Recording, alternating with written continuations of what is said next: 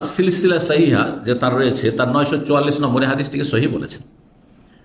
নবী সাল্লাল্লাহু আলাইহি ওয়াসাল্লাম ইজহাদ ফিদ দুনিয়া ইউহিব্বুকা আল্লাহু আযজা ওয়া জাল। তুমি দুনিয়া বিমুখ হয়ে যাও, মানে আখিরাতমুখী হয়ে যাও। দুনিয়াকে পিছনে ফেলে দাও, তার মানে পরকালমুখী হও। সবসময় পরকালের চিন্তা করো, দুনিয়া নিয়ে এত ব্যস্ত হইও না।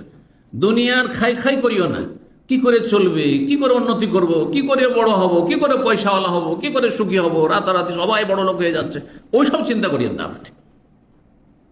ইজহাদ ফিদ দুনিয়া, দুনিয়া বিমুখ হন আপনি, আখিরাতমুখী হন, জহুদ যেটিকে বলা হয়।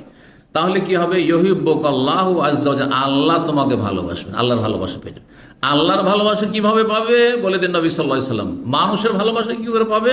দ্বিতীয় পয়েন্ট বলছেন, ওয়াজহাদ ফিমা আইদিন নাস ইউহিব্বুকান নাস। আর মানুষের কাছে যা কিছু আছে তা থেকে তুমি বিমুখ হয়ে যাও।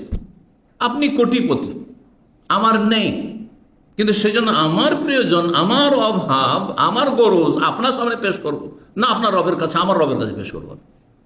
এইরকম যখন হয়ে যাবেন, ইউহিব্বুকান নাস, মানুষ আপনাকে ভালোবাসবে, মানুষ ভালোবাসবে, এটা পরীক্ষিত।